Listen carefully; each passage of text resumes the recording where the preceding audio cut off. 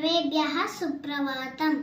कराग्रे वसते लक्ष्मी, करमध्ये सरस्वती, करमूले स्थिता गौरी, प्रभाते करदर्शनम्। समुद्रवसने देवी पर्वतस्तनमण्डले, विष्णुपत्नी नमस्तुभ्यं, पादस्पर्शं क्षमस्वमि। गंगे च यमुने चैव गोदावरी सरस्वती, नर्मदा सिन्धु कावेरी जलेऽस्मिन् सन्निधिं कुरु। अन्नपूर्णे सदा पूर्णे शङ्करप्राणवल्लभे, ज्ञानवैराग्य सिद्ध्यर्थं भिक्षां देहि च पार्वती।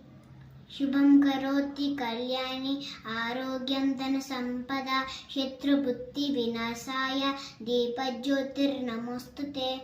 रामं स्कन्दं हनुमन्तं वेनतेयं रघुधरम्, शयनय्यः स्मरे नित्यं दुःस्वप्न तस्य नश्यति।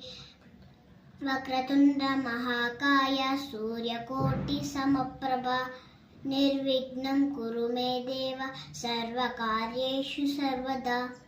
सरस्वती नमस्तुभ्यं वरदे कामरूपिणि, विद्यारम्भं करिष्यामि सिद्धिर्भवतु मे सदा। सर्वमङ्गलमाङ्गल्ये शिवे सर्वार्थसाधिके, शरण्ये त्र्यम्बके गौरी नारायणी नमोऽस्तुते। गुरु ब्रह्मा गुरु विष्णु गुरुदेव महेश्वरः, गुरु साक्षात् परब्रह्म तस्मै श्री गुरवे नमः। धन्यवादाः।